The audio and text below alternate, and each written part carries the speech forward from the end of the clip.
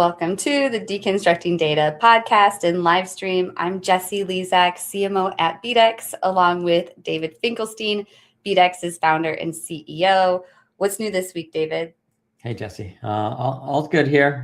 Just been very busy. Obviously, we said last week, ever since the announcement with LiveRamp and Publicis, it's been pretty hectic, and I think a lot of people in the space, a lot of agencies, a lot of that are competing with Publicis, a lot of platforms that don't want to be reliant on an agency are looking for new solutions. So it's an interesting thing that's going on, and we'll see where it lands, but it's been good for business for us. So awesome. Yeah, no, I love that. Mm-hmm. Great news. Yeah, so let's hope that buzz keeps coming. And today we've got another really great episode planned of Deconstructing Data. We're bringing on Melanie Borden. She's someone who's been on my show a few times. I've met her on LinkedIn. We actually met in person one time in Columbus, Ohio. But she's brilliant on LinkedIn, marketing, an extensive marketing background, even before she was visible on LinkedIn. I mean, she's been someone I remember, being just a LinkedIn lurker and watching her posts just blow up like years ago.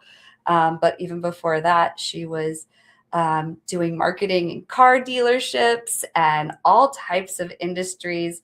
And, we've got a really great introduction for her. So let me tell you a little bit more about her. She is a personal branding strategist, speaker, and founder of the Borden Group. She helps executives and founders understand what they're actually known for online and how that impacts trust, credibility, and opportunity, which we know trust is so important, as we talk about a lot here on Deconstructing Data. But her work also sits at the intersection of personal branding, search, AI, and executive visibility, helping leaders become more discoverable. Welcome to the show, Melanie. Thanks for having me. Yeah, Melanie, I'm excited to jump into this conversation and learn a little bit more from you. But why don't you kick it off for us first and give our viewers and listeners a chance to get to know you a little bit about your background and what led you to create the Borden Group.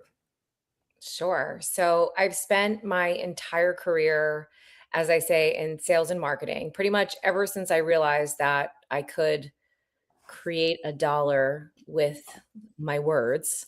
I have been in sales marketing, and my last role right before the pandemic was I was working in automotive, as Jessie mentioned, working for an auto group, working for an entrepreneur in an auto group who also had a real estate portfolio, a startup, his own personal brand. And when the pandemic happened, we had just created, I should say, I had just created for the in-house agency that I built a personal brand and LinkedIn training for the 80 plus salespeople or anyone that was customer facing in the organization.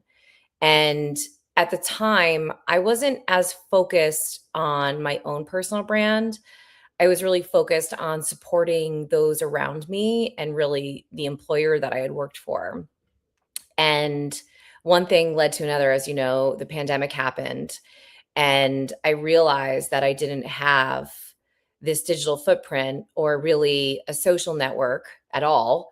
I had never taken the time to really understand how to do it for myself versus doing it for businesses. When it came to Instagram and Facebook and X and even LinkedIn, I mean, I would show up, I would post something supporting the company that I worked for. If you scroll back in time to the beginning of time when I was first on the platform, you could see that it really was just the posting for my company that I had worked for. And one thing led to another, and I started posting on LinkedIn. And as I continued to post and post and post and post, what started happening was I started growing, and I wasn't intentionally posting to start a business. I was just creating what I now call a rainy day fund, where growing up, my parents had always said to me, Melanie, as you get older, you want to put away for your rainy day. If you ever need it, you want to save your money. And I think that there's a real dialogue there with your career and now what I would say your visibility, but really your personal brand and what the internet finds about you when, things happen in life and what you have to fall back on. So I ended up going during that time to go work for a MarTech agency in automotive, also as their VP of marketing. But what had started happening during that time is people started reaching out to me. And Jessie, I'm sure you've had a similar experience over time. People across industries, not just in the auto industry, but people in industries that I wasn't working in, like oil and gas, engineering, coaching, all over the spectrum that you could potentially imagine. Not just within automotive, but tech, startups. These founders and individuals started reaching out to me and saying, "Hey, can you do for me what you did for yourself?" And so it just kept happening over time, over time, over time. And I decided to quit my job. And at that point, I started my business, which is now called the Borden Group. And, ever since, it's been great. I wrote a book that I published in 21, a children's book. But then in this year, in 2026, I published Theater of the Mind, which is about all the work that I've done since I came out with the Borden Group and since I've been in this field and since I've had my business. And it's been the craziest, most fun, wild entrepreneurial journey that I've ever had. And I would not have changed anything about it at all. And there's been some awards and other things that, I have received, lots of media and things like that. But the bottom line is 99% of everything that I've done has been due to creating a presence for myself in my career, whether that was offline or online. That's so That's important. amazing. Absolutely. Yeah, I love it. That's a great journey. Love the journey. Love the, just turning your passion into your business. And that's amazing. That's awesome. I'd love to dig into this first topic and jump right in, because the hidden KPIs of personal branding, it's something that I think a lot of people don't think about KPIs when it comes to personal branding. So I'd love to get your take on this. Sure. This is one of the topics that I wrote about in my book, because a lot of times when someone comes to me and they want to work with me or they want to work with my company, they'll say, I've been watching you for 2 years, for 3 years, for 4 years, 5 years, whatever it is. And I wasn't ready. And so now I'm ready. And we have this conversation around the things that happen that don't show up in a dashboard. And it's also known as, some of the dark social that we've heard of, mentioned, over the last 10 years that people talk about, like what doesn't show up in a dashboard. But what's interesting when it comes to LinkedIn, which is one of the primary channels that I focus on working with my clients on, is there's different archetypes of people that show up when you start working towards something, right? So maybe you are coming to me and saying, "Hey, Melanie, we have a product that we need to launch in Q4, and our executive team is not active on LinkedIn, and we need to get spun up."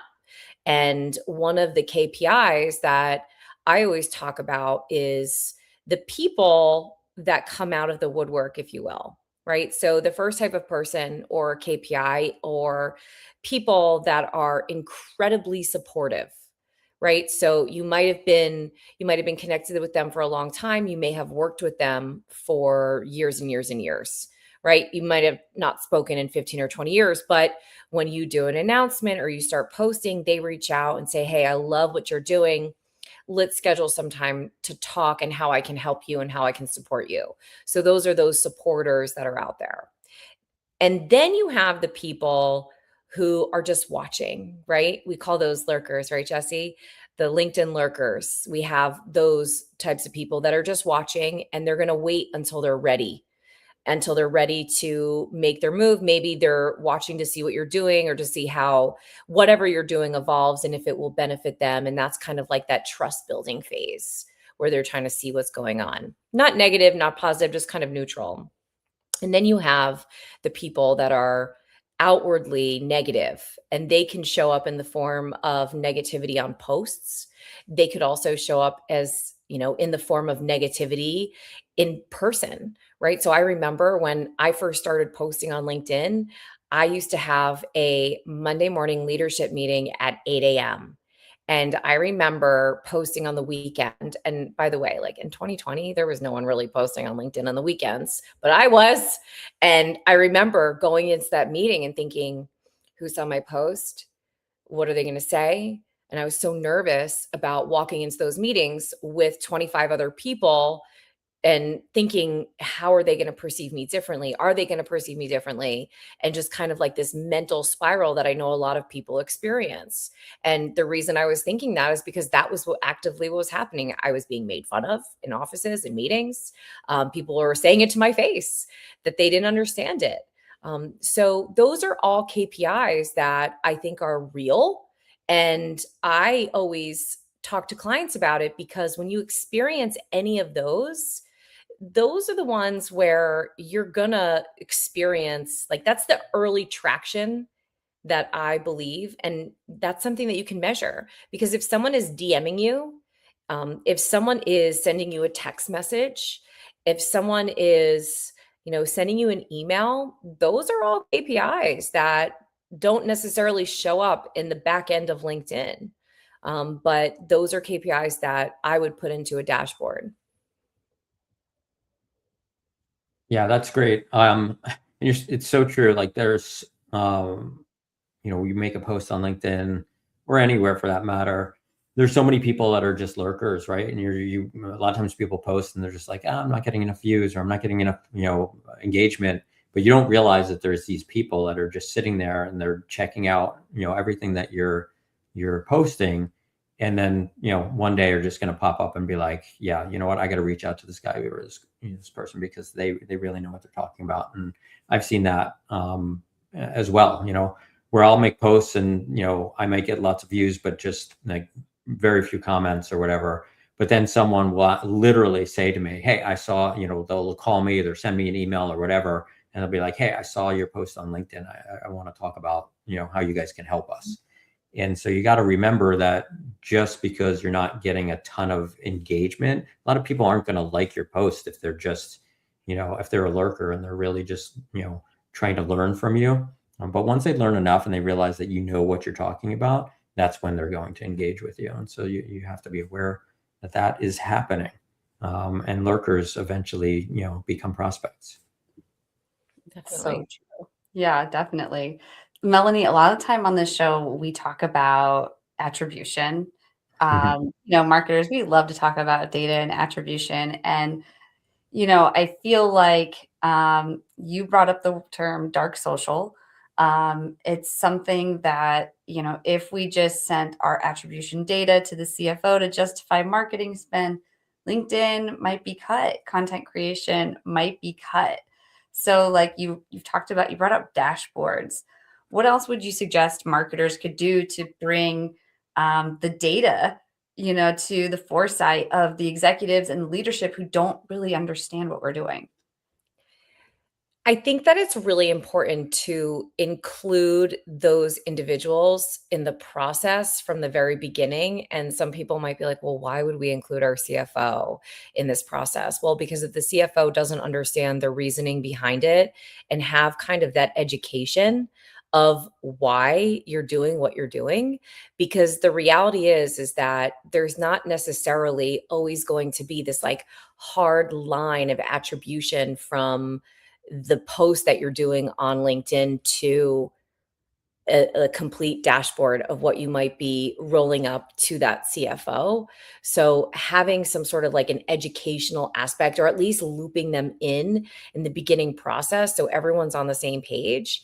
And that's also another KPI, by the way, that I mentioned, because a lot of times if I'm working with a team, as an example, I might have 5 people that I'm working with. And let's say, for example, the collective goal is to launch that product in Q4, but it's also to share each individual's perspective. Well, let's say that 1 or 2 out of the 5 are not necessarily on board, even though they're included in the process. If they're not really wanting to do the thing, and that might not necessarily not be because of the fact that they don't want to support the company. They might just have other unresolved things going on why they wouldn't want to be seen, because it's not necessarily something for everyone. And so I see a lot of that too, where that can actually impact the success of campaigns, which obviously would have a negative effect on a campaign if someone's involved and they're not necessarily on the same page, which I'm sure you both have seen as well.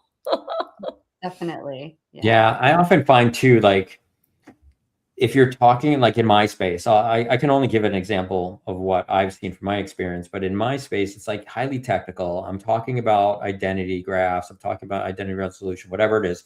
And I'm talking about something like technically that is maybe advanced. And so if there are people lurking and listening and learning from this, they might not want their competitors to know that they're learning from this, right? And so commenting is basically putting it out there that someone else can see that they're keen to this and that they're learning from this. And so I think there's a lot of that goes on too, where people don't want to comment because they don't want their competitors to know they're working with this company or they're learning from this person. It's giving them sort of that edge. And so, a lot of that's where a lot of this dark social comes from. It's like, there's people out there that are doing this, but they don't necessarily want their competitors to know that. And then, they'll contact me directly, but they're not going to comment on it. And so I've learned over the years, like, not to be concerned about posting and not seeing a lot of engagement, because I know those things actually do happen because I've spoken to people and they've told me this. Yeah, it's really common. Yeah. It's really common. And I would say that some of the workarounds to that is, just having champions and the people that are internal that do want to have that success, because it just has a compounding effect. Yeah. And unfortunately, the platform itself doesn't necessarily have the capability to show all the things that we're talking about. And the attribution also comes from so many things, because if someone is also running ads in another place, or let's say, for example, they're going to events, but they're seeing the message not just on LinkedIn, but they're seeing that person at a conference, they're seeing them in multiple places. It all compounds, and it really does create a wave of visibility when you have more than one person from a company that's actively working together to create this visibility, effort organically, towards whatever, the company is working on. Yeah, I think you need to talk to LinkedIn, because like, I think some of your ideas that we're talking about here, it's like LinkedIn should have a dashboard that allows you to measure attribution from the point of someone seeing one of your posts and then, DMing you or even emailing you from it. It's like, you should be able to link all of those things together, and that would be really powerful. Yeah. I mean, you can see this. Listen, you can see the saves, but you can't see who's saving your post, which would be really great if we could see who's saving the posts. Yeah. I would love to see that. Yeah, 100%. Well, we're getting some comments. I told the audience I would read them here in a moment. So just a couple. We've got Kenneth earlier was saying, not all lurkers are haters. Just some of us have nothing constructive to add. So we just watch and enjoy. Dave knows what's up. And yes, absolutely. Fair point. And then we had a longer comment here. Sorry to cover you for a second, Melanie. Thank you for raising this important topic. My perspective is that AI is reshaping executive visibility by becoming a key interpreter of our digital footprint. Leaders who consistently share insights, demonstrate expertise, and engage authentically online are more likely to build credibility, not just with people, but also with AI-driven platforms and search tools, which basically gets into our next topic, which is AI search signals and executive visibility. So you want to just kick us off there, Melanie? Yeah. So the concept of executive visibility, just don't say that too many times. Executive visibility is essentially about being seen. It's going on podcasts like what I'm doing right now and what you guys are doing right now. It's, writing articles, it's posting on LinkedIn, it's going to industry events. Um, the goal is awareness and recognition, and people will know who you are. And I kind of tie that together with what I call searchable leadership, which is a chapter in my book where I talk about that's essentially the after effect of being an executive or being a professional that's visible, because it's about being found, understood, and trusted. And it's really what happens afterwards. So, for example, if a prospect searches for you, if someone is researching you, if a VC is interested in funding you.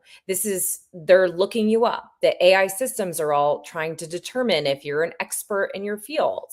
So the goal with executive visibility and searchable leadership is essentially just so people know not only your name, but also what you're known for. Yeah. So while we were getting this set up, I did this exact thing. So I went into ChatGPT and I asked for it to tell me a little bit about myself, without naming myself, but gave my name and my company, and it did. It did an interesting thing. So at first, it says some notable points about his background, and it lists a whole bunch of things about my background and my career, and then it goes on to say, from a business perspective, David Finkelstein is most associated with advancing identity resolution technology in advertising marketing, particularly around connecting hashed emails, mobile IDs, IPs, and other identifiers into a unified consumer profiles for audience targeting and measurement. I thought that was kind of cool. Yeah. It's pretty interesting, especially for someone who's in the digital marketing space, as the three of us are.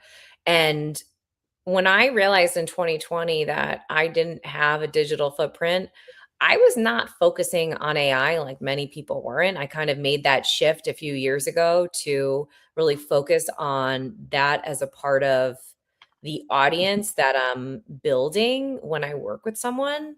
But it's essentially it's the outcome of all of the things. So having your podcast, like showing up on LinkedIn for years, um, you know, going and speaking at a conference. Those are all those things that people think, oh, I don't know if it's working. It is working. All of the things work over time. It might not necessarily happen in 30 days, but a lot of times it does. If you're intentional with what you do every single quarter, every single month, every single week, and just know that you're working towards a very specific goal of being discoverable, doing all these things matter. They do. They really do matter. And that's the whole point, is that you want whatever your outcome is, whether it's to have more users to sign up for your platform, or if it's to bring in more revenue because you're, hoping to create visibility with your team. They all matter over time, all of it. I mean, the outcome is just the discoverability, and they all turn into something. It's all working. It just is not working the way that people normally think, in a transactional way. Yes. Long-term value. You Yeah. have to really be willing to, not have immediate sales qualified leads from your branding type of efforts right away. And I think that's one reason deconstructing data has lasted so long is, well, hats off to David. We had a CEO who was willing to play the long game and allow the show to continue to go on, even in the beginning when it was just kind of a struggle to find guests to come on. But now it's, more of a well-greased machine. And we put out a last minute request last week that we needed guests, and we had 43 responses. Like, oh my gosh, how do we even pick someone? But yeah, so it takes time and longevity and consistency. But what would be your actionable advice for anyone who really needs to get started with the new AI search signals and executive visibility? I would say the best thing to do, because it can be overwhelming and a lot of people get content fatigue. And we talked about this many times, Jesse, about a lot of times when you're creating content, because a lot of business owners were also content creators, and that's just kind of part of the new form of leadership. I think picking a couple of channels that you want to focus on. Number one, podcasting is a great way to leverage other people's audiences too. If you are looking to focus on one thing, and I'll do a shameless plug and use myself as an example. I set a goal at the beginning of the year to go on, and I don't have a podcast, which hopefully at some point soon that will change. But for right now, I wanted to borrow other people's audiences more than just doing, a takeover on social or doing a collaboration post or a boosted post. I really wanted to speak to people who trusted the host. And so I said, okay, I'm going to go on 30 podcasts and it's going to be me talking about this specific topic. And then the content that I'm working on is going to be on this specific topic and about the work that I do. So pick a couple channels. I highly suggest podcasting because you can then take that and turn it into so many different forms of content that you can use for so many different things, whether it's, blogs, newsletters. You could even do white papers from a podcast. Posts are, just that's the tip of the iceberg of what you can do with podcast content. And then also LinkedIn. Most B2B, even B2C, everyone's human to human, everyone's on LinkedIn. I mean, it's such a hot channel right now, but it's been hot, right, guys? I mean, we've known this for a while that LinkedIn is the channel that people are on. Even if they're not posting, they're still consuming content. So pick a couple channels and commit to doing something once a week. Whether it's one post a week, one podcast a week, or one of each every week. And then over time, you look back at the end of the year and you say, wow, I now have this portfolio of podcasts. And all of a sudden, and that really ties into how all these AI systems are now looking at what someone's doing, because you're essentially showing up as the authority when you're doing that, when you're going on podcasts, and it's recognizing you. And it's not just you saying, hi, I'm great. I have a LinkedIn newsletter and I'm going to talk to you about the topic that I'm passionate about. This is what I know. This is what I've done. And this is how it will help your audience. And it's always well received to go on podcasts. It's always knowledge, sharing your knowledge is always a win. Always. Definitely. Yeah, absolutely. I mean, this podcast, you're our 204th guest. So we have, over 200 hours of content that's out there, and, that's out there forever.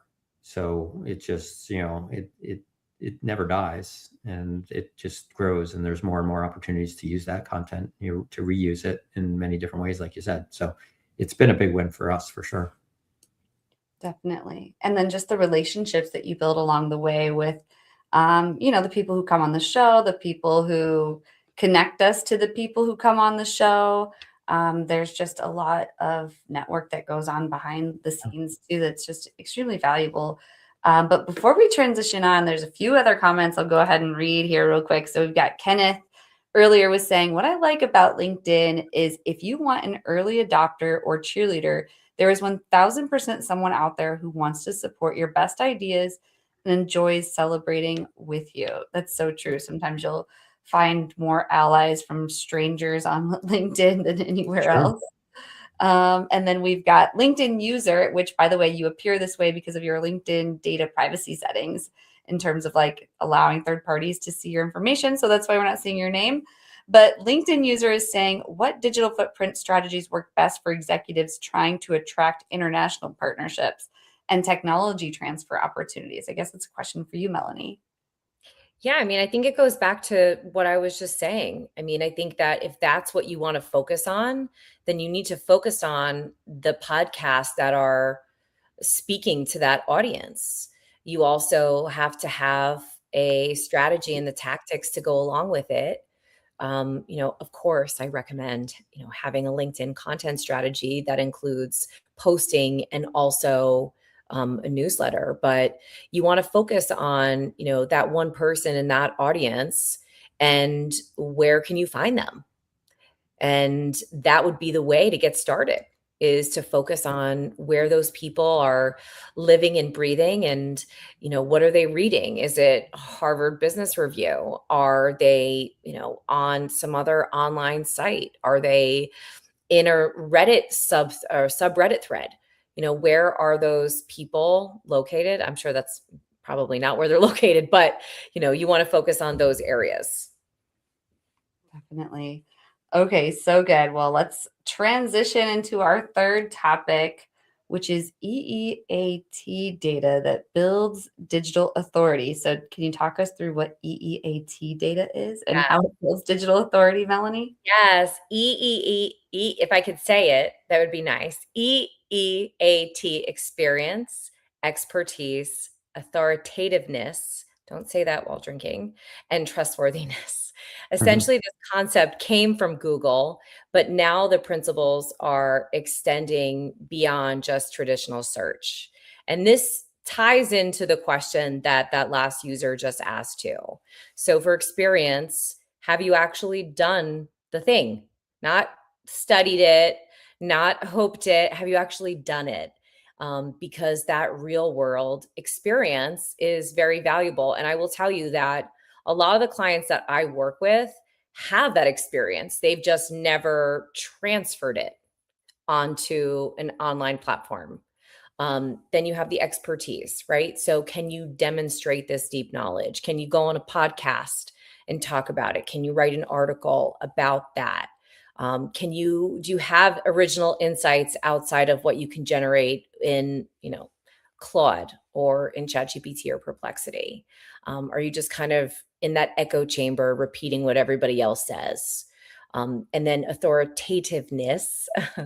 What other trusted sources recognize you? Have you been featured in the media? What podcasts are you going on? Are you speaking? Are you doing keynotes? Or did you write a book? Any industry recognition? Have you been featured in a trade pub? So authority a lot of times is borrowed before it's earned, essentially. And others vouching for you and talking about you is a signal for those AI platforms. And then trustworthiness. Is anyone verifying who you are? Are they writing reviews about you? Are you consistent? Are you transparent?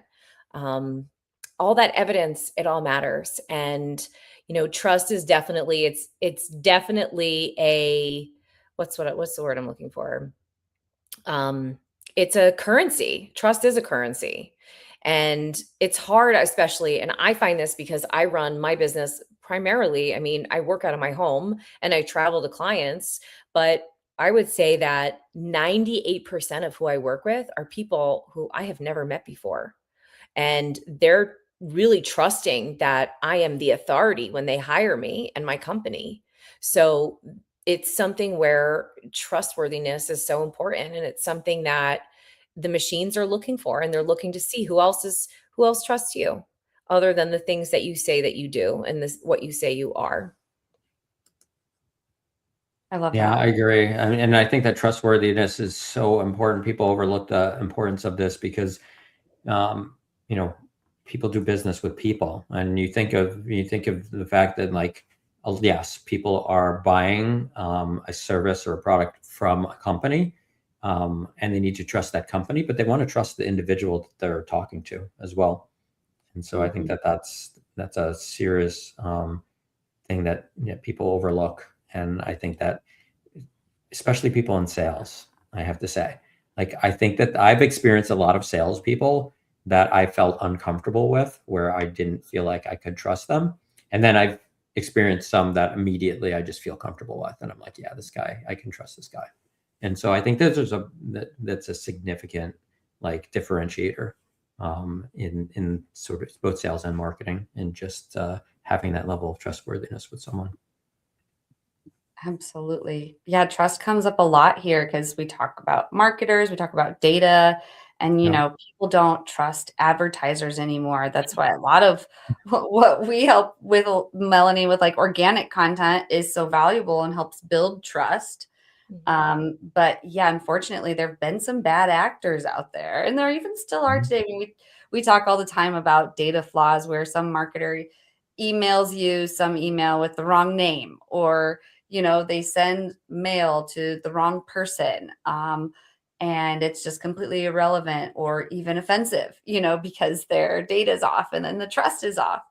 But yeah, I mean, especially now in the age of AI, it is Yeah. so hard to build trust as a marketer, and building an executive leadership visibility is helpful, because then you're humanizing it a little more. But in terms of just like wrapping up this topic of EEAT data that builds digital authority, Mm. how would you close that out, and what actionable advice would you give people who might be doing all those things that I just mentioned, running ads, sending digital mail, or sending direct mail, maybe sending cold email, seeing a decline in their return on Mhm. ad spend, on, how would you suggest they address that in this day and age? So what I would say is how they could address it is our I look at this entire personal brand. I want to say movement, but it kind of is a movement. This personal brand industry, as you're looking at three channels essentially. You're looking at, can can Google search and can AI systems find you, and can they trust you? So, just looking at some of those different platforms, and just, once a quarter, once a month, whatever your frequency is, just look at what you're doing and just see, go incognito. Don't go into any of these platforms with, your history turned on, because it's going to just pull from, what you've already searched for, or, your own data. But it's something that it takes time. It doesn't happen instantaneously. But if you think about each one of these as a silo, and if you think of, even though personal brand and company brand, they're two separate entities essentially, but they're very much connected. Just continuing the consistency of just connecting those, and just going back and looking and saying, okay, A/B testing is one of the things that I focus a lot on with people who I'm talking to, because if something isn't working, just, the data tells a story, but as we talked about, sometimes the data isn't always the full picture. So look at what else you're doing, and see what your visibility overarching looks like, and then kind of go from there. Yeah, that's great feedback. Yeah. And then, also get some better quality data, so you're not targeting people poorly. No, I'm just kidding. But I digress. Let's move into tech stack. So we've got 6 minutes left, and we want to know, what are some of your favorite tools in your tech stack that empower you and your team? Okay, so just in general, the things that I use, like day to day, or some of the things that I'm working on with clients, what, I could go either way. I mean, we usually look to like things that you use on your day to day that optimize your day, like, whether Okay. they're AI tools or just Slack or like whatever it is. Like, Okay. people shared a wide variety of different types of tools, and it's always fun to listen to and hear, like when people are listening to you and they're seeing you as an authority figure, right? And so it helps them understand, okay, well, these are the tools that she uses to manage her day and to do her tasks. And so it inspires people to help them improve the tool sets that they use. That's why we do Absolutely. it. Okay. So, yes, I use Slack all the time. That's how I communicate with my team. I love Slack. I think Slack is great. Yeah. I'm also a Google user versus Microsoft, which, cybersecurity companies don't love, but I Google.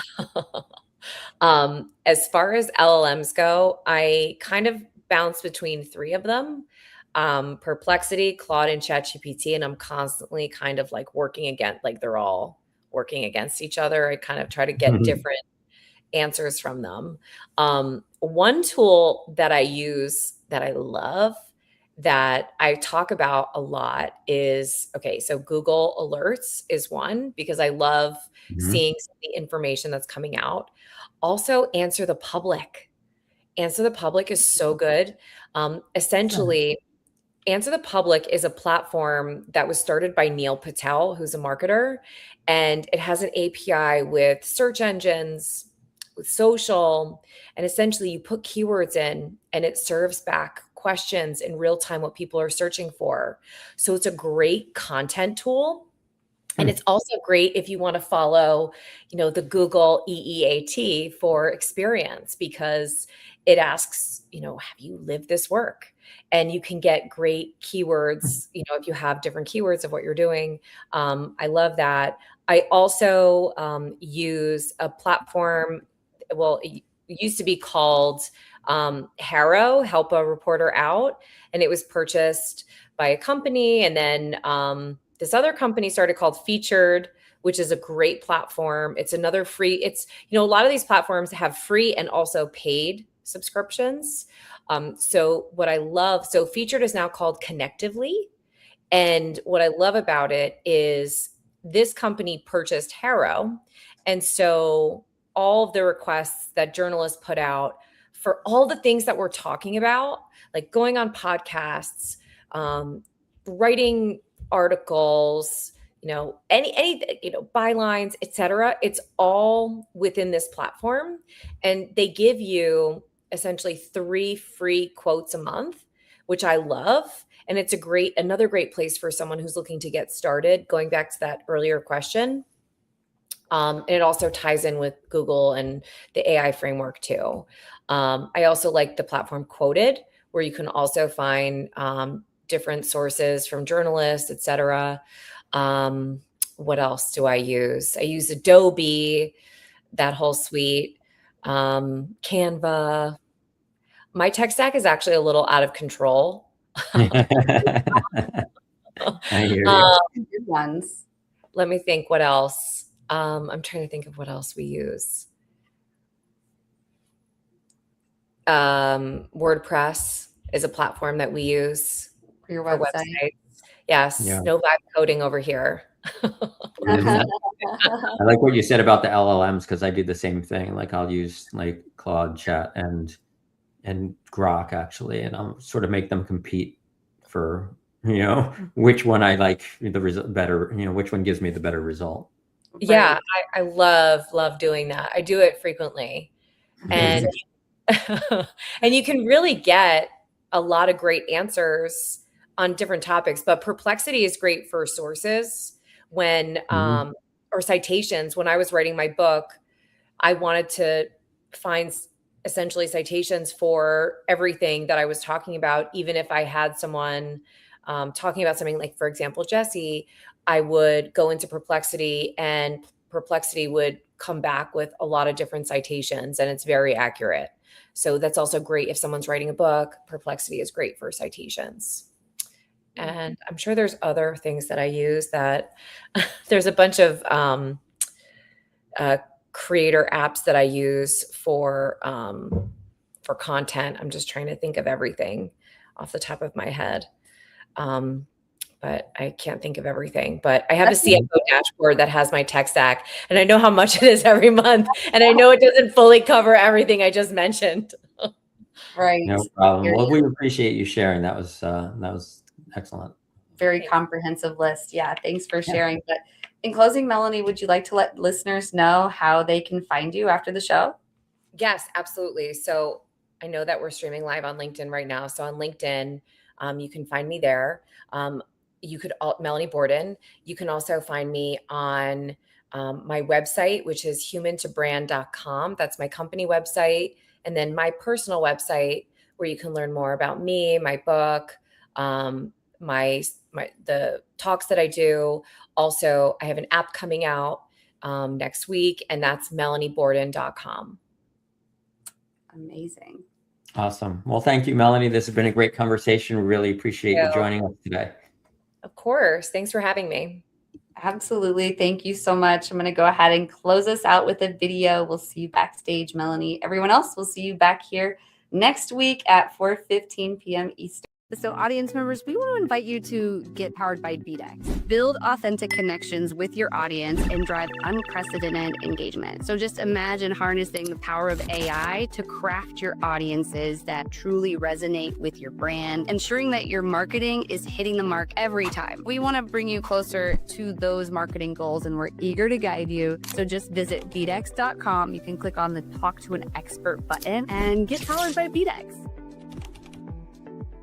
Deconstructing Data is the show that makes data make sense. Every Thursday, David Finkelstein and myself, Jessie Lizak, sit down with industry experts to unpack how data really drives marketing. We do this in plain language anyone can understand. If you want real insights, real conversations, and zero jargon, tune into Deconstructing Data live on LinkedIn every Thursday at 4:15 p.m. Eastern Time.